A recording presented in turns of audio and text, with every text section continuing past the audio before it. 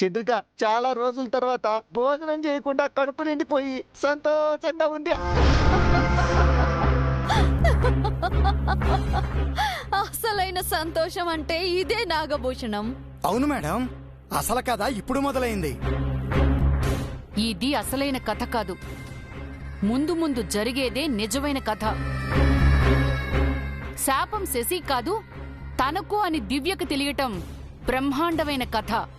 అది ఎప్పటికి తెలుస్తుంది? అప్పుడుంటుంది అందరికే. ఇది కళ్యాణ వైభోగం కాదు, కాటికి పోయే శవాల కథ అని తెలుస్తుంది. పెళ్లికి చావుకి భలే ముడిపెట్టారు. ఎవరు అన్నట్టు ఈ కథలో పెళ్లి కూడా చావులాంటిదే మేడం. ఆ ఇంటి వాళ్ళు శాపాన్ని దాచిపెట్టిన నాళ్ళు పెళ్లి చావు ఒకదాని తర్వాత ఒకటి పెనవేసుకుంటాయి. పెళ్లి తర్వాత చావు, చావు తర్వాత పెళ్లి. ఈ అభిగాడేమో ఇంకా నిజాన్ని దాచేస్తున్నాడు.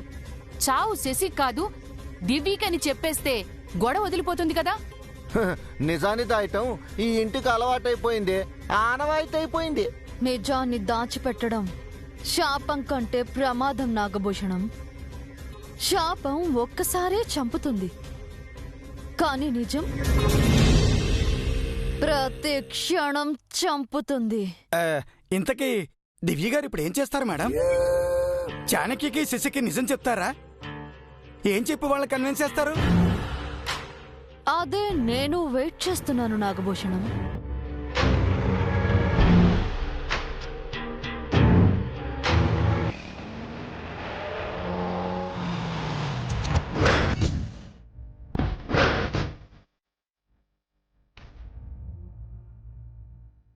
ఆగు.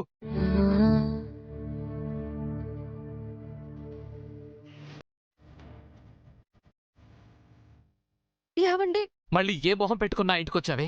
ఇంకా ఏం సాధించాలని వచ్చావు? నీ కోపం ఇంకా చల్లారలేదా? నీ ప్రతీకారం ఇంకా తీరలేదా? మీరు నన్ను అపార్థం చేసుకున్నారండి. అవును, నువ్వు మంచిదానవని అపార్థం చేసుకున్నాను. నన్ను ప్రేమిస్తున్నావని, నా చెల్లెలంటే ఇష్టమని అపార్థం చేసుకున్నాను. నా చెల్లెలకి సాయం చేస్తున్నావని అపార్థం చేసుకున్నాను. అదంతా నిజమేనండి. అబద్ధం.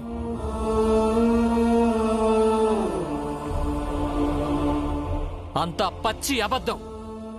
నీ ప్రతి మాట అబద్ధం, నువ్వు చేసిన ప్రతి పని మోసం. నువ్వు చూపించిందంతా నటన, నమ్మించి ద్రోహం చేశావు. మనసులో విషం పెట్టుకుని పైకి నవ్వుతూ తడిగుడ్డతో గొంతు కోసావు. నీకన్నా కసాయి వాళ్లే నయం కదే. లేదు సార్, మీరంటే దివ్యమ్మకిష్టం.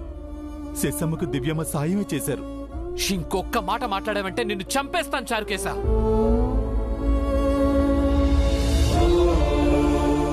నా ఉప్పు తింటూ అక్కడ విశ్వాసం చూపించావు. ఆ అన్న చెల్లెళ్ళిద్దరూ మా ఇద్దరికి ద్రోహం చేస్తుంటే కనీసం మాట మాత్రమైనా మాకు చెప్పలేదు. ఆ ఇంటి కుక్కలా పనిచేశావు.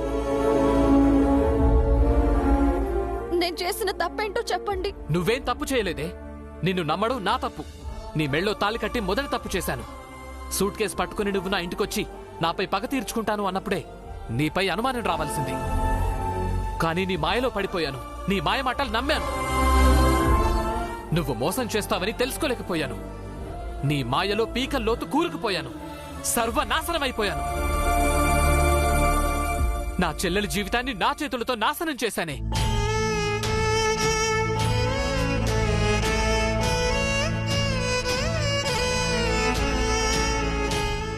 నీ మెళ్ళో తాళి కట్టానన్న కోపంతో నన్ను రెచ్చగొట్టావు. నా చెల్లెలంటే ఇష్టం లేని నీ అన్నతో తాళి కట్టించావు. తనకు జీవితకాలపు శిక్ష వేశావు. నీకు జరిగిన అన్యాయమే నా చెల్లికి జరగాలనుకున్నావు. కానీ నేను మనిషినే. కోపంతో నీ మెళ్ళో తాళి కట్టినా నిన్ను ఇష్టపడ్డాను. మనసారా ప్రేమించాను. నువ్వు చెప్పిందంతా చేశాను. నన్ను నేను కోల్పోయి నీకు సరెండర్ అయ్యాను. అయినా నీ కోపం చల్లారకపోతే నా మీద పగ తీర్చుకోవచ్చు కదే. అభం శుభం తెలియని నా చెల్లెల్ని ఎందుకు టార్గెట్ చేశావు? తనేం పాపం చేసిందని ఇంత పెద్ద శిక్ష వేశావు. వెళ్ళిపోవే, వెళ్ళిపో. ఇంకెప్పుడు నీ మొహం నాకు చూపించకు. వెళ్ళిపో. ఒక్కసారి నేను శశితో మాట్లాడాలి. ఏం మాట్లాడతావు వదినా? నన్ను ఎలా మోసం చేశావో కథలు కథలుగా చెప్తావా? నేనెలా మోసపోయానో చెప్పి నవ్వుతావా? శశి, మరింకేం మాట్లాడతావు వదినా? నా ముందొకలా మా అన్నయ్య ముందొకలా నటించావు. నా ముందు మా అన్నయ్యతో మంచిగా ప్రవర్తించి నా వెనుక అన్నయ్యను బాధ పెట్టావు. అదేదో సరదాగా చేశాను శశి. మాకు జీవితాలు సరదా కాదు వదినా. మీలా మా జీవితాలు వడ్డించిన విస్తర్లు కావు. మంచితనంతో మా నాన్న ఆస్తులన్నీ పోగొట్టి ఈ పెంకుటిల్లు మిగిలిస్తే ఇంత వయసప్పటి నుంచి అన్నయ్య కష్టపడి ఈ స్థాయికొచ్చాడు. అమ్మా నాన్న లేని నన్ను అన్ని తానే పెంచాడు. నేనంటే ప్రాణం. ఆ ప్రాణం మీదే దెబ్బ కొట్టావు కదా వదినా. అన్నయ్య గుండెల్లో పొడిచావు కదా. లేదు శశి, నన్ను నమ్ము. నమ్మలేను వదినా. మా అన్నయ్య తప్ప ఇంకెవరిని నమ్మను. ఈ ప్రపంచంలో అన్నయ్య తప్ప ఇంకెవరూ లేరు. ఎవరూ అక్కర్లేదు కూడా.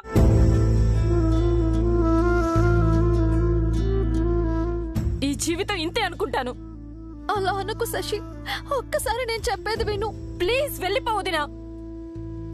నీపై ఇంకా ఏదో మూల కాస్త గౌరవం ఉంది. అది పోగొట్టుకోకు. నేను తప్పే చేశాను, ఒప్పే చేశాను. ఒక్కసారి నేను చెప్పేది వింటే కదా తెలుస్తుంది. నువ్వు తప్పు చేసినా ఒప్పు చేసినా మాకనవసరం. నాకు నువ్వు అవసరం లేదు. నా చెల్లికి నీ అన్నయ్య అవసరం లేదు. మీకు మీరే, మాకు మేమే. అంత తేలిగ్గా ఎలా తెంచుకుంటారు? తెంచుకోకుండా ఉంచుకోవడానికి మా మెళ్ళో పడింది పూలదండ కాదు, కత్తుల దండ. మేం తెంచుకోకపోతే ఆ కత్తులే మా తలల్ని నరికేస్తాయి. మా తలరాతల్ని నువ్వలా మార్చావు. మరి లేదండి, ఒక్కసారి నేను చెప్పేది వినండి. మా ఇంటికి రండి. మర్యాదగా ఇక్కడి నుంచి వెళ్ళిపోకపోతే నేనేం చేస్తానో నాకే తెలీదు. నేనెలాంటి వాడినో నీకు బాగా తెలుసు చారుకేశా. దాన్ని తీసుకెళ్ళు. మళ్ళీ మా ఇంటికి రావద్దు. ఏమండి? సార్ ఏమండి? సార్ ఏమండి? సార్ ఏమండి? Sir please sir. ఏమండి? శశి, తలుపు తీయండి. సార్ నా మాట వినండి. ఒక్కసారి నేను చెప్పేది వినండి. ఏమండి? ఏమండి?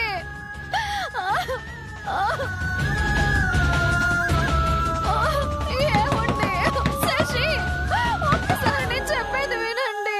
ప్లీజ్ ఒక్కసారి.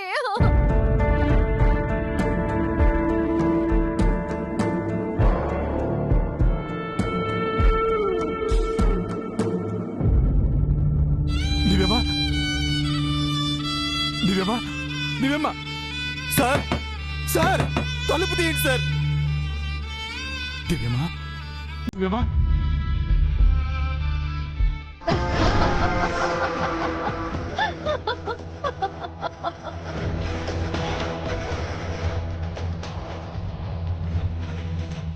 ఎన్ని రోజులైంది మేడం మీ మొహంలో ఇంత ఆనందం చూసి? మీరు ఎప్పుడు ఇలాగే హ్యాపీగా ఉండాలి మేడం. ఇక నుంచి మనకి అన్ని సంతోషాలే నాగభూషణం. ఇది మన టైం. భర్త వదిలేసిన భార్యగా దివ్య, భార్య వదిలేసిన భర్తగా అభి, ఇద్దరు కుమిలి కుమిలి చస్తారు. జీవితాంతం ఏడుస్తారు. అవును మేడం, ఊహించని gift, life time gift. Manga చచ్చిపోయిన రోజు ఎంత ఆనందపడ్డాను. మళ్ళీ అంతటి ఆనందం ఈ రోజు వచ్చింది. ఇదే శాశ్వతం కావాలి. అది నీ భ్రమ. ఎవరది? ఓ, ఏసీపీ ఇళయరాజా సారా? ఏంటి సార్, భ్రమలు కలలు అంటూ బూతులు మాట్లాడుతున్నారు?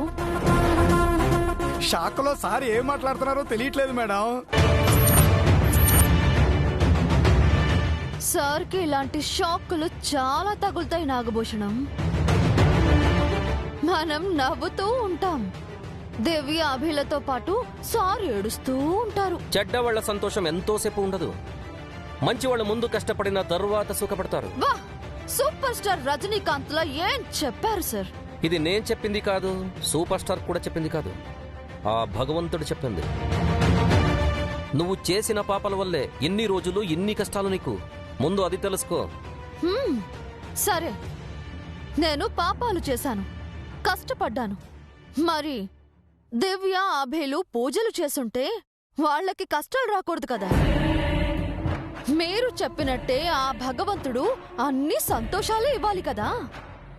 కష్టాలు ఇచ్చాడంటే అర్థమేంటి? వాళ్ళు కూడా పాపాలు చేశారనే కదా. వాళ్ళు చేసిన పాపమేంటో తెలుసా? నన్ను కష్టపెట్టడం. నన్ను బాధ పెట్టారు కాబట్టి ఆ మంగ చచ్చింది, జై చచ్చాడు, మా అమ్మ చచ్చింది. ఇప్పుడు దివ్య అభిలు చావు అంచుల దాకా వెళ్తున్నారు. మీరు చెప్పిన భగవంతుడే ఇవన్నీ చేస్తున్నాడు. పొరబడుతున్నావు నిత్య. మంచి వాళ్ళకి వచ్చే కష్టాలు జీవితంలో శిక్షణ లాంటివి, చెడ్డవాళ్ళకి వచ్చే కష్టాలు శిక్ష లాంటివి. శిక్షణ నుంచి పాఠం, శిక్ష నుంచి గుణపాఠం నేర్చుకోవాలి. నైస్ కొటేషన్, బాగుంది సార్. సోషల్ మీడియాలో పెట్టండి, లైక్స్ కామెంట్స్ బాగా వస్తాయి. ఇప్పుడు తమరికి వేరే పని కూడా లేదు కదా.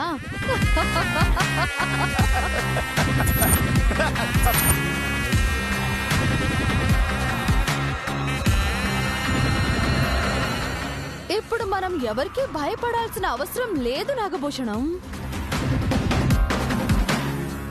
ఇది మన టైం. కాలం మన వైపు ఉంది. మనతో ఛాలెంజ్ చేసిన వాళ్ళు సమాధిలోకి వెళ్ళిపోతున్నారు. వాళ్ళ చాప్టర్ క్లోజ్, చరిత్ర సమాప్తం.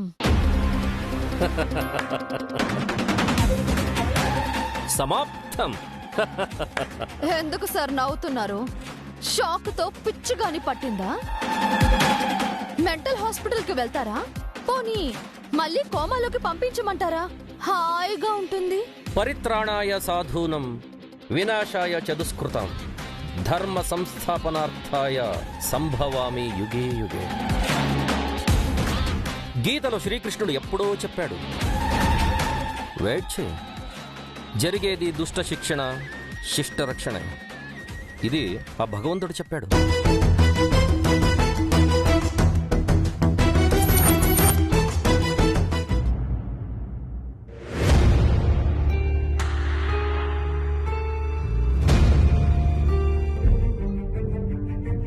ఈ పత్రాల్లో మీ వంశానికి శాపం ఉందని రాసుందమ్మా.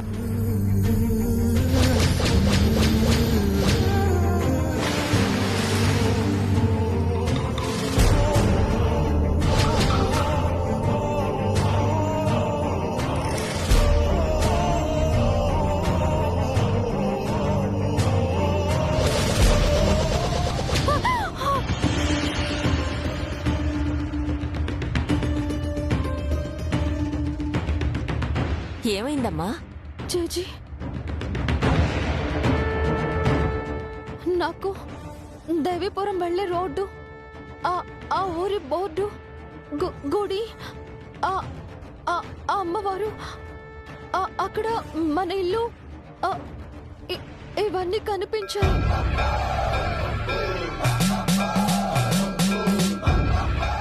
ఆ ఊరు గుర్తుకు రావడం ఏంటమ్మా? ఇప్పుడెందుకు గుర్తొచ్చింది? శాపం పెట్టిన ఊరు మనల్ని పిలుస్తోంది కల్పన.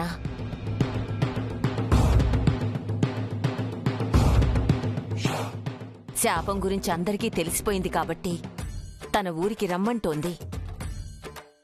ఊరు పిలవడం ఏంటి జాజీ? నీకు కనిపించిన దృశ్యాలకు సంకేతం ఇదేనమ్మా. అంటే మనం ఆ ఊరికి వెళ్ళాలా బామ్మగారు? వెళ్ళాలి, రేపే వెళ్ళాలి. వెళ్తున్నాం.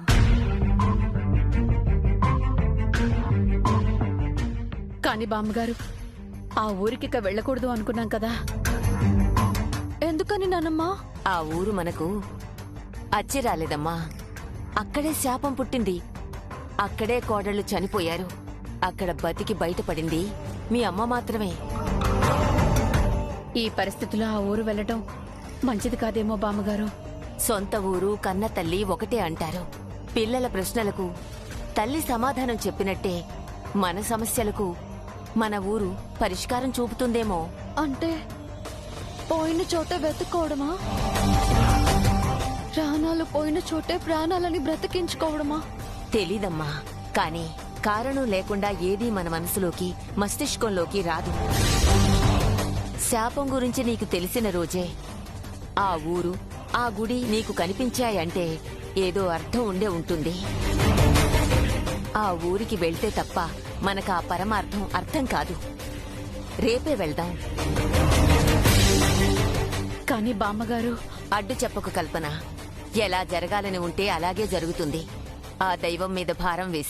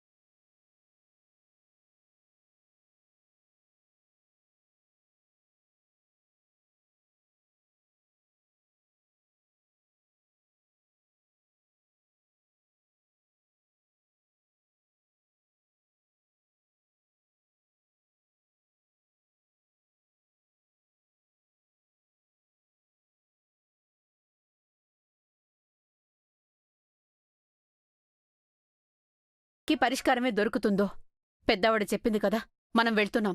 లేదు నానమ్మా, ఆ ఊరంటే నాకు ఇష్టం లేదు. అక్కడే శాపం పుట్టింది. 5 తరాల కోడళ్ళని బలి తీసుకుంది. ఆ ఊరికి మనం ఎంత దూరంగా ఉంటే అంత మంచిది. సమస్యకు దూరంగా ఉండడం మంచిది కాదురా అభి. కారణం లేకుండా కలలు రావు. అది మీ మూఢనమ్మకం జేజీ. దివ్యకి ఈ రోజే శాపం గురించి తెలిసింది కాబట్టి ఆ ఊరు కనిపించుండొచ్చు.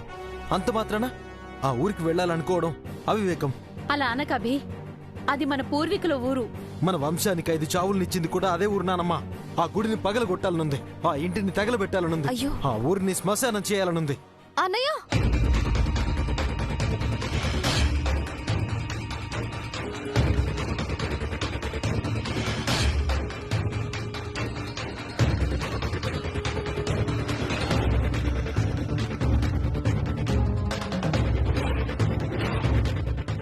సొంత ఊరు కన్న తల్లితో సమానమంటారు.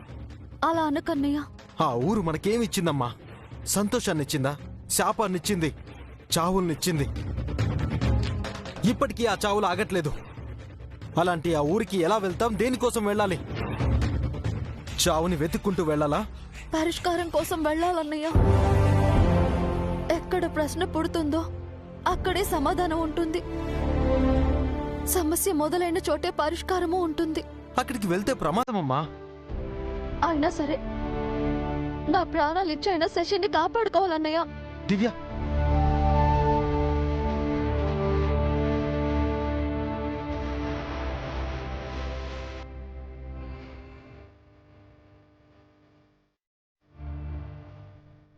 ఇంకోసారి అలా అనొద్దు దివ్యమ్మా.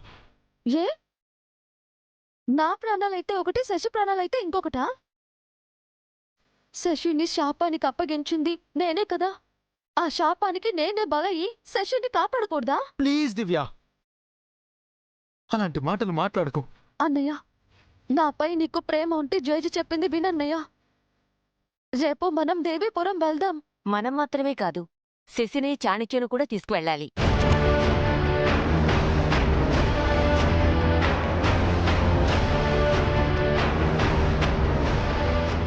వీళ్ళకి దిక్కు లేదనుకుంటే మళ్ళీ వాళ్ళు కూడా సచ్చినా రారు. చావడానికి వస్తారేమో పౌడ్రు. వాళ్ళు రారు జైజీ. వస్తారు. మీ అన్నయ్య తీసుకువస్తాడు. ఇందాక దివ్యమ్మ ఎంత బతిమలాడినా చాణక్య సారు సిసమ్మ వినలేదు బామ్మగారు. మొహం మీద తలిపేశారు. అందుకే ఇప్పుడు అభి వెళ్తాడు. బావాని కాళ్లే పట్టుకుంటావో, భార్యని చేతులే పట్టుకుంటావో, బుజ్జగిస్తావో, బతిమాలతావో, బెదిరిస్తావో, ఏం చేసైనా సరే వాళ్ళని మనతో దేవీపురం మాత్రం తీసుకురావాలి. ఎందుకు వెళ్తున్నామో మనకే తెలీదు. మళ్ళీ వాళ్ళెందుకు జేజే? ఇప్పుడు మనము వాళ్ళు వేరు కాదభి, ఒకటే కుటుంబం. మన కష్టం వాళ్ళ కష్టమైంది. అందుకే వాళ్ళు రావాలని బామ్మగారు చెప్తున్నారు. వెళ్ళభి, ఏం చేస్తావో నీ ఇష్టం. చాణక్య శశి రావాలి.